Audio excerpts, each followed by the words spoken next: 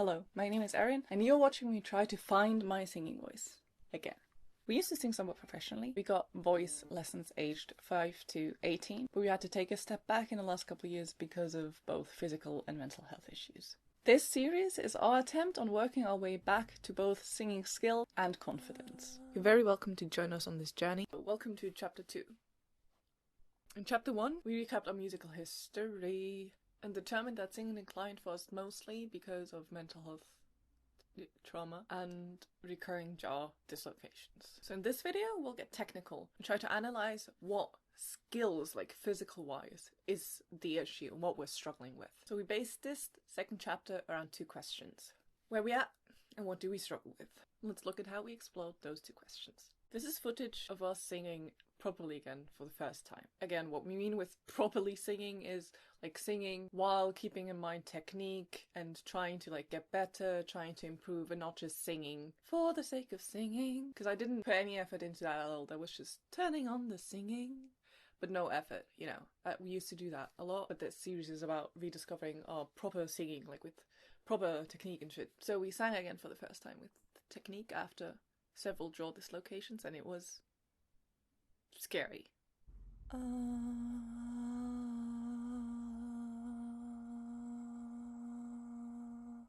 It's just very scary to open my jaw nowadays. We very quickly realized that we are keeping our mouth a lot more closed nowadays, and that was obviously because we were scared of dislocating our jaw again. Do you not believe me? Oh yeah, I'm very closed. We also wondered if we are too nasal in our placement, and the jury's still out on that. Please give me your opinions. Do you not believe me? Because it feels like it sounds the same. Do you not believe me? Do you not believe me?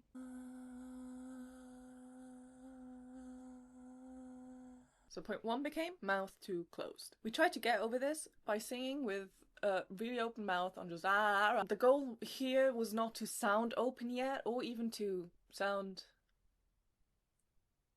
good, but it was to get ourselves to get over the fear of opening our mouths, to get ourselves to open our mouth up again. We did this by singing along to chapel songs, just on ah with a very open mouth. With me, it's like 199 degrees. When you doing it with me, doing it with me. Yeah, that was scary. Your life, you're losing your mind. Oh no, your hair. Okay, it's my way. Oh, ba ba ba ba, ba ba ba ba ba, ba ba ba ba ba ba ba. I'm gonna be this round on purpose, I did not sing any K or G or anything that would force me to close the roof of my mouth. Next song, I'm gonna try to do some G's and K's. Gaga, gaga, gaga, gaga, gaga, gaga, gaga, gaga, gaga, gaga. That's how we went on. First off, opening our mouth again and being like brave enough to do that after dislocating our jaw from just buying on bread, honestly. And it was a workout. We had not opened our jaw that wide because we shouldn't have. We needed to. I'll stop mentioning that. We hadn't opened our mouth that wide in a while, and it was scary. And then it was also like a workout. We felt it in our jaw muscles afterwards. So that was the first thing. Just try to get over the fear of opening our mouth again. The next thing we did was try to actually figure out how our jaw was feeling. Get more feeling for it again. Become more aware of how our jaw is aligned, how the muscles are doing, how the tension is going, what in the jaw is where, if it is where it's supposed to be, if it's properly aligned. We had to do this because we were so unsure after dislocation, and because the dislocation was quite like intense, physically intense pain, and to cope with that we had to dissociate from feeling this area. So we had to sit down and just feel our jaw again and try to realize like what it feels like to open and close it. This side goes out more than this side does.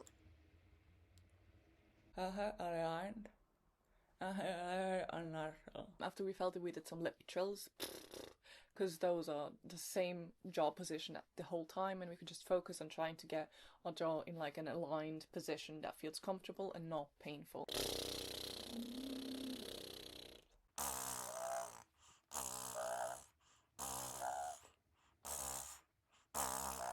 training after jaw dislocation to get back into that, and that was this. We tried our best during that to keep our jaw aligned, but you know.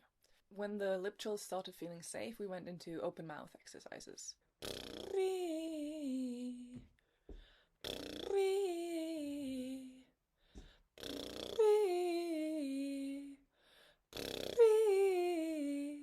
Just slow, gentle exercises, getting to open our mouth more and more.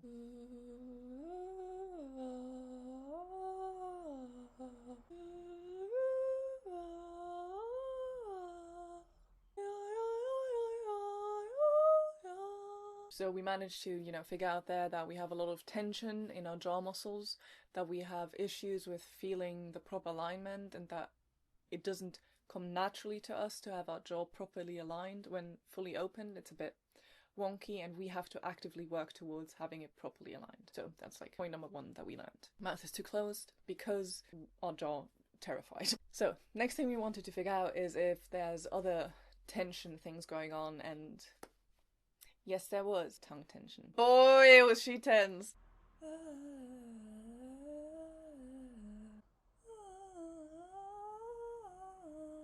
We tried some exercises. They were not that successful. We're also not great with spit OCD issues. For that day, we just decided to call it a day. We figured out that our jaw is not properly aligned and very tense muscles, and that our tongue is also very tense. The next day, actually, not the next day, just like not the day after, but a day after, we were tackling proper jaw alignment again. We obviously had to train quite a bit to get our jaw back into a healthy open and closing motion somewhat naturally. This time we did the exercise on bzzz again because it's a closed, somewhat safe, stable position of the jaw. Oh, immediately that feels wrong in my jaw. Bzz. Bzz. Bzz. This led us to I think I really just need to see a speech pathologist. Jesus Christ, because I already feel like this is. Are my teeth supposed to touch or not? Shh, shh, shh, shh, shh, shh. You know, because I kind of whistle there, and that annoys me too. Shh. That's fun. That's fun. DIY's internet. Whistling when s and sh. What's happening? What am I doing wrong? Which part of my mouth is not aligned properly? What am I doing? Next point of interest was our soft palate. We thought that might be the root cause of our like nasality issues, which we haven't even talked about that. We've always felt like this, but a lot more so in recent years, that we have a very nasal singing voice. Our talking voice is already nasal as well, but our singing voice, extra nasal. Other people say it doesn't sound as nasal to them as it does sound to us. Generally, we feel like our singing voice is way too, just sounds too nasal for our liking. We also feel like we have most strength when we add a lot of twang, but we'd like our tone to be a bit clearer.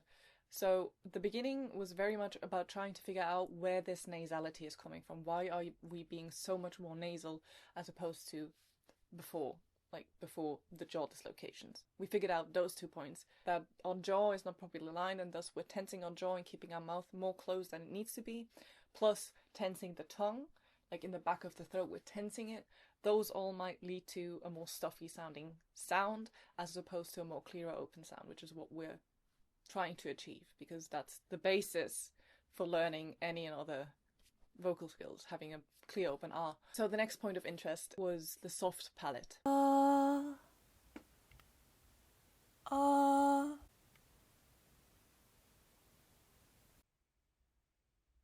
See how it sometimes raises? I don't know what I'm doing that is happening.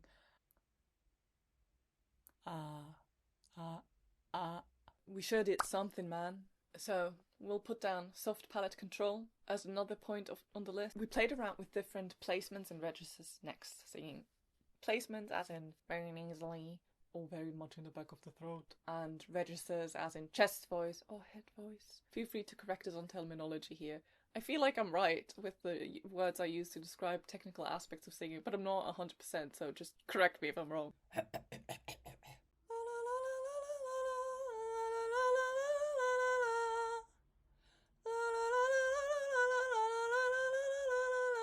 Does it actually fucking change anything though?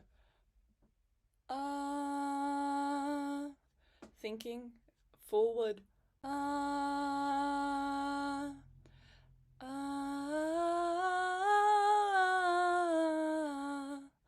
versus thinking wide in the back, like singing to here and then out.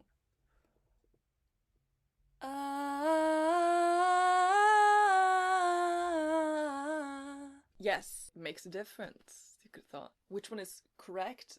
I don't know. Can you tell me? I kind of think that this might be a case of stylistic choice. I get to decide which one I like best. We had the same question about which placement is like correct another day. Still no answer, so. All the different ways I can sing this.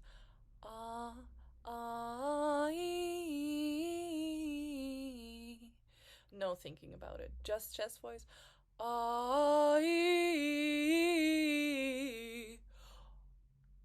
Twang. Now what I think is open placement.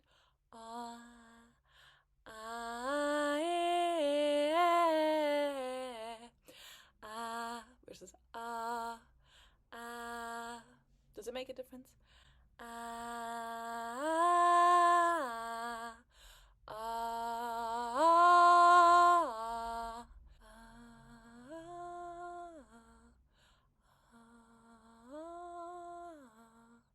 It's kind of like more long and more wide. We did try some specific exercises for controlling the soft palate. Find them down below. We started with this exercise that was speak like your nose is clogged, but it didn't really help us with the soft palate. I had to include this part because I wanted to share them all.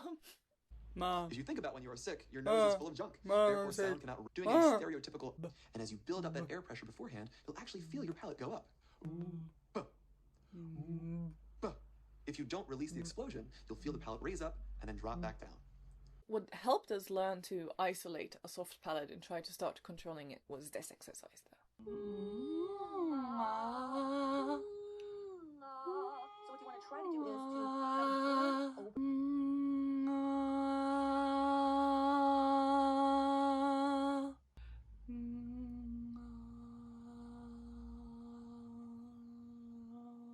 So currently there's 3 points on the list. Jaw too tight to tense, tongue too tight to tense.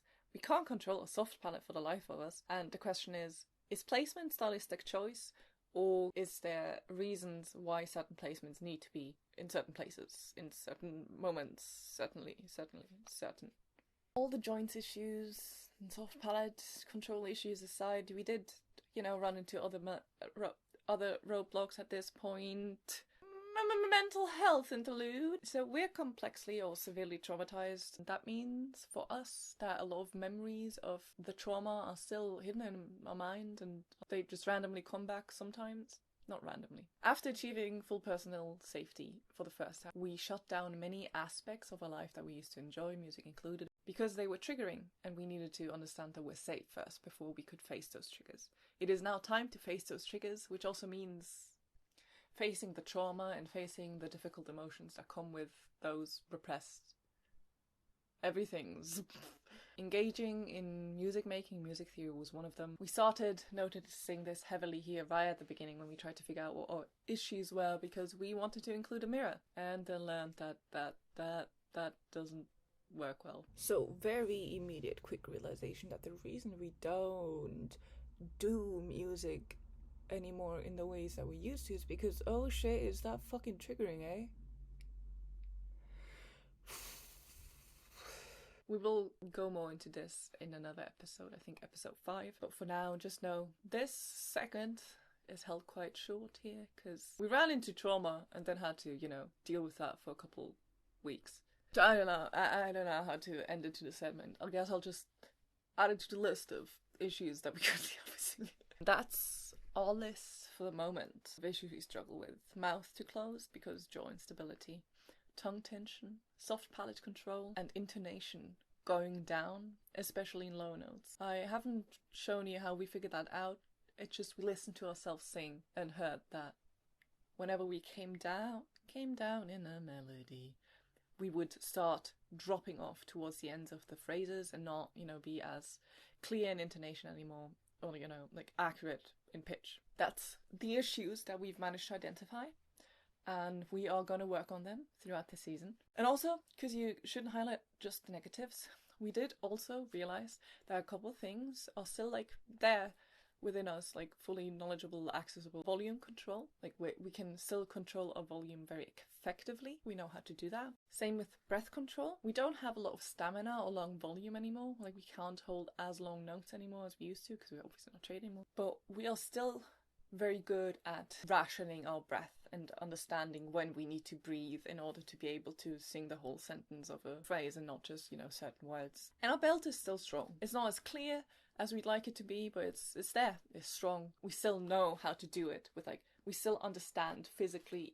Immediately we can go back into the physical posture of belting and chest voice, and that still works. You'll see us start targeted exercises for vocal skills in episode 6, and that's still a couple episodes to go. So if you want to see what we do to pass the time in the next 3 episodes until episode 6, you'll just have to tune in. I hated that. That's it for this episode. In this season, we're also going to the doctors to try and figure out what is going on anatomically or pathologically with our body and why singing has become so much more difficult. That's it for this episode, pals. We didn't plan anything big in this episode. All of the planning came later. Next episode is going to be not figuring out, because, we already did a lot of that in this and the last episode. That was a lot of thinking. That was exhausting. That was facing fears and uncomfy emotions and thoughts and memories. So next episode was all just trying to figure out new stuff, trying out new vocal stuff that we've never tried out before. So if you want to see us try out some vocal skills that we had no idea about how to approach, then you can tune into the next episode. I still hate myself. See you then.